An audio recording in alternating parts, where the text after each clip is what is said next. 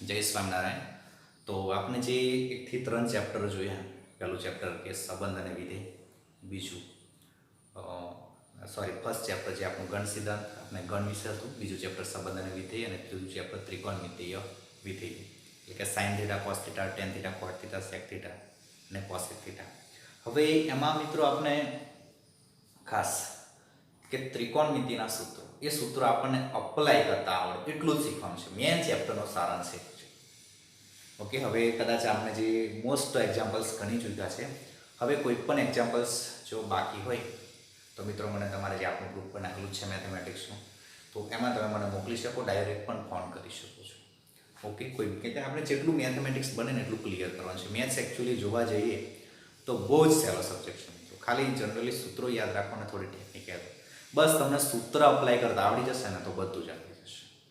Okay, હવે સંબંધ અને વિધેય. વિધેય ખાસ કરીને ફંક્શન જે ત્રિકોણમિતીય છે એમાં મેં તમને ત્રિકોણમિતીય સંબંધ ત્રિકોણમિતીય વિધેય છે એના વિસ્તાર અને પ્રદેશ અને સહપ્રદેશ એ પણ તમને કીધા છે.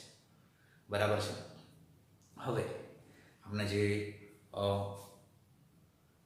આપણને ચોથું ચેપ્ટર આવે છે ગાણિતીય અનુમાનનો સિદ્ધાંત. બસ એમાં થોડું અનુમાન કરીને જ, મીન્સ કે એ ટાઈપના જે એનું સ્ટેટમેન્ટ એક જ છે, એમાં કોઈ જ સૂત્ર નથી, કશું જ નથી, ખાલી જસ્ટ આપણને એ અનુમાનના સિદ્ધાંતનો ઉપયોગ. જનરલી સાદુરૂપ આવડતું હશે ને તો મિત્રો તમને બધું જ આવડશે.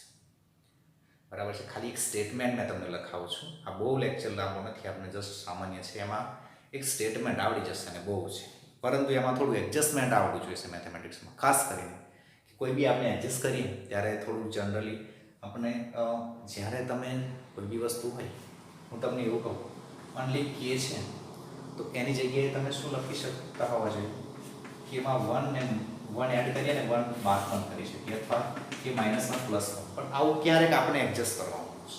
એડજસ્ટમેન્ટમાં ઘણી વખત આપણને તમને એવું કહું કે x/1 + x છે. ચલો, અંશમાંથી x દૂર કરી નાખો છે. શું કરીએ બોલો?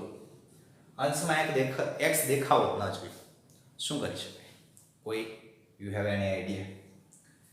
તમે ટ્રાય કરશો. x જે છે 1 અંશમાં x દેખાવો જોઈએ નહીં, બીજું કોઈ નથી. તો મિત્રો એટલું જ કરવાનું કે x માં 1 ઉમેરીએ છીએ અને 1 બાદ કરીએ છીએ, અને છેદમાં શું થયું? 1 + x. ઓકે, આપણે જેવું સ્ટેપ બનાવવું છે તે પ્રમાણેની આપણે ટેલેન્ટને આપણે એ પ્રમાણેનું વિચારવું પડશે મેથેમેટિક્સમાં ખાસ કરીને. તો હું એવું કહું કે આ બંને પદ અલગ કહેવાય કે 1 + x એના છેદમાં પણ 1 + x લખાય, -1 એના છેદમાં પણ 1 + x લખાય. ઓકે, આ ખાલી આનો છેદ અલગ છેદ મેથેમેટિક્સમાં આપણે લઈ શકીએ. તો હવે ઉડી ગયા તો 1 - 1/1 + x. આવું આપણે કરી શકીએ. એટલે ઘણી વખત મેથ્સમાં ખાસ આ જરૂર પડશે છે. ખાલી એટલું નહીં સમજવાનું કે 2 + 3 એટલે 5. હા, ધેટ્સ રાઈટ, પરંતુ જરૂર નથી કે 2 + 3 એટલે જ 5. આપણી પાસે 7 - 2 પણ 5 છે, 10/2 એ પણ 5 છે, 15/3 એ પણ 5 છે. એવા ઘણી બધી રીતે આપણે લઈ શકતા હોય, અને એનું ફોર્મ છે સમજવું પડે આપણે. ઓકે, એટલે આપણે જનરલી મેથેમેટિક્સમાં એક જ વસ્તુ છે કે જેટલી ડેફિનેશન વ્યવસ્થિત ફોલો કરીશું મિત્રો, ડેફિનેશન છે, રૂલ્સ છે, અને કમ્પ્લીટલી ફોલો કરતા આવડવું જોઈએ. હવે તમે મેથ્સ એક એવી વસ્તુ છે, જમે ત્યારે હું દરેક સ્ટુડન્ટને આ કહું છું મિત્રો, કે તમે જ્યારે એક પરફેક્ટ વ્યક્તિ થવા માંગો છો, બરાબર છે, એક પરફેક્ટ વ્યક્તિ થવું છે તમારે, બરાબર છે, પરફેક્ટ મેન કહીએ તો એમાં શું છે કે પહેલાં તો તમે દેખાતા સારા હોવો જોઈએ, તમારું કુટુંબ સારું હોવું જોઈએ, ભક્તિ લાઈનનું, તમે ઈમાનદાર હોવા જોઈએ, ચોરી ના કરતા હોવા જોઈએ, વ્યસન ના લેતા હોવા જોઈએ, તમારી વાણી સારી હોવી જોઈએ, સ્વભાવ સારો હોવો જોઈએ, તમે કોઈની મદદ કરતા હોવા જોઈએ, એક પ્લસ બીજો પોઈન્ટ તમારી પાસે રૂપિયા હોવા જોઈએ, બરાબર છે, તમારી ઓળખાણો સારી હોવી જોઈએ. મીન્સ કે એવા 10 પ્રોપર્ટીઝ હોય છે, 10 એવી કન્ડિશન હોય, 10-15 કન્ડિશન, ચાલો ને, તો 15 કન્ડિશન હોય. નિયમિત સભા કરતા હોય છે, બરાબર છે, તો આ 15 કન્ડિશન છે. તમારું ચરિત્ર પણ સારું હોવું જોઈએ. તો આવી 15 કન્ડિશનોથી તમે એક પરફેક્ટ મેન બનો. કેટલી આપણી પાસે? સપોઝ 15, માનો ને 10 કન્ડિશન છે આપણી પાસે, તો 10 કન્ડિશનને આપણે એ 10 કન્ડિશનમાં એક પણ કન્ડિશન આપની જોડે ડિસ્ક્વોલિફાય થઈ તો વ્યક્તિ આપણને ખરાબ વ્યક્તિ જ કહેશે. દરેક માણસો આપણને કેવો વ્યક્તિ કહેશે? પરફેક્ટ અને ખરાબ વ્યક્તિ જ કહેશે. મતલબ કે તમારી પાસે બધી જ સારી ક્વોલિટી છે, પણ માત્ર તમે ખાલી જસ્ટ 2 રૂપિયાની ચોરી કરતા પણ પકડાઈ જશો તો તમને ચોર જ કહેશે. બરાબર છે? તો તમને બાકીની 9 જે કન્ડિશન સારી છે એ પણ નહીં, એ બાજુ નહીં જોવે. તમારી એક કન્ડિશન ખરાબ છે એ બાજુ જોશે. એટલે તમે એક પરફેક્ટ વ્યક્તિમાંથી ડિસ્ક્વોલિફાઈ થઈને તમે એક ખરાબ વ્યક્તિ બની જાઓ છો. તો મેથેમેટિક્સમાં પણ આવું છે. જો તમે ખાલી સામાન્ય તમારું ચરિત્ર પણ ખરાબ થઈ જાય તો પણ તમને કે આ વ્યક્તિ આટલો ખરાબ છે. બરાબર? તમે ખાલી થોડું ઘણું વ્યસન લઈ લો તો બી તમને એવું કહેશે કે આ વ્યક્તિ આટલો ખરાબ છે. તો આ રીતના આપણને કોઈ રીતે જે 9 કન્ડિશન હોય એમાંથી એક કન્ડિશન પર ડિસ્ક્વોલિફાઈ કરીને આપણને પૂરેપૂરો ખરાબ વ્યક્તિ સાબિત કરે છે. બસ મેથ્સમાં એવું જ છે. મેથેમેટિક્સમાં શું કે આપણે કોઈ પણ વસ્તુ છે મિત્રો, ધારો કે કોઈ વસ્તુ સાબિત કરવા અથવા એક વ્યાખ્યા આપી છે. વ્યાખ્યા છે, હવે વ્યાખ્યા કેટલી? 10 શરતોને આધીન છે. તો શું છે કે ધારો કે આપણે કોઈ વિધેયની જ વાત કરતી મિત્રો, આપણે કોઈ ફંક્શન કહીએ fx બરાબર છે. આ સતતને આપણે તદે વિધેય fx બરાબર x આવું હતું. fx બરાબર શું હતું? x, એટલે કે y બરાબર fx. તો y બરાબર fx, તો એમાં y ઇઝ ઇક્વલ ટુ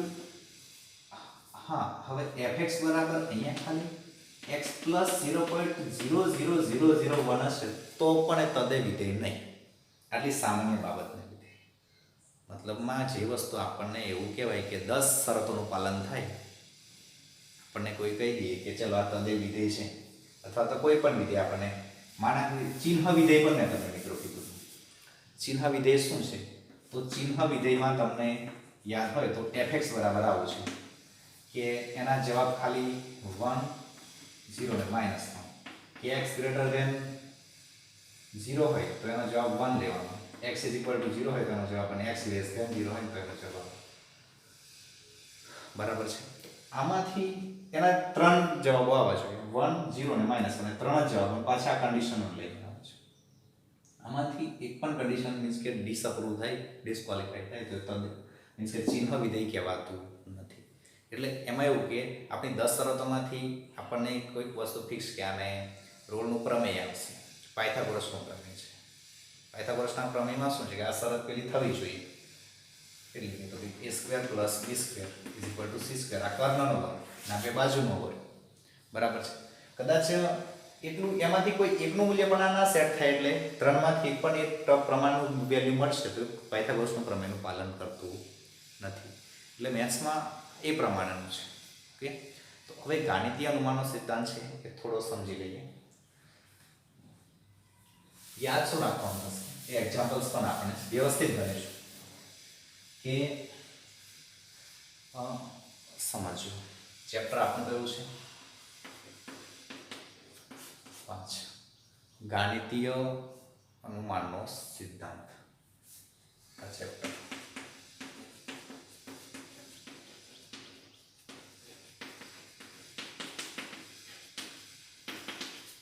ગાણિતીય અનુમાનનો સિદ્ધાંત આ ચેપ્ટર 4 એમાં ઉપયોગ થવાનો છે મિત્રો. તો એમાં એટલું છે કે જો એક વસ્તુ કે કોઈ આપણને pn એને ધારી લેવાનું, pn ધારી લેશું, pn ધારો બરાબર ને, તો એમાં pn આમ પણ લખી શકો, પછી p ઓફ n આમ પણ લખી શકો, કોઈ પણ વસ્તુ pn કે p ઓફ n આમ પણ લખી શકો. તો p ઓફ n કોઈ આપેલું હોય આપણને, તમને p ઓફ n બરાબર કોઈ ફંક્શન આપેલું, તો p ઓફ n માટે તમારે એવું કહેવાય કે જો p1 સત્ય હોય, પછી p of k Satya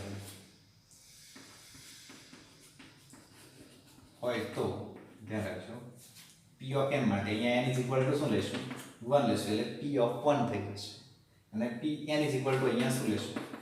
k લેશું, તો p ઓફ k. જો p1 સત્ય હોય અને pk સત્ય હોય તો p ઓફ k + 1 પણ શું હોય છે? સત્ય હોય છે એમાં લખવાનું પ્રત્યેક k બિલોંગ્સ ટુ n માટે ખાસ. ઓકે, બસ આટલું છે. આ વ્યવસ્થિત ખાલી એટલું યાદ રાખવાનું, p1 સત્ય હોય અને pk સત્ય હોય તો pk + 1 પણ સત્ય હોય છે મિત્રો. ખાલી થોડું એડજસ્ટમેન્ટ આમાં કરવાનું રહેશે. ઓકે, તો એટલે આપણને કોઈ સિક્વન્સ એ ટાઈપની આપેલી હશે n ટાઈપ, મીન્સ કે p ઓફ n કોઈ સિક્વન્સ હશે અથવા એટલે શ્રેણી જેવું કંઈ શ્રેણી આપેલી હોય, શ્રેણી પણ આપેલી હોય. શ્રેણી શ્રેણી છે તો 10th સ્ટેન્ડર્ડમાં તમે ભણી ગયા છે. શ્રેણી અને શ્રેણીમાં ખાલી એટલો જ ફરક છે મિત્રો. આ ખાલી તમારે આટલું સ્ટેટમેન્ટ લખવાનું છે, વધારે લખવાની જરૂર નથી.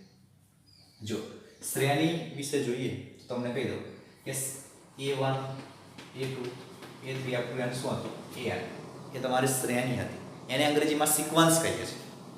સિક્વન્સ બરાબર છે. a1, a2, a3 up to n, a જે n ટર્મ્સ.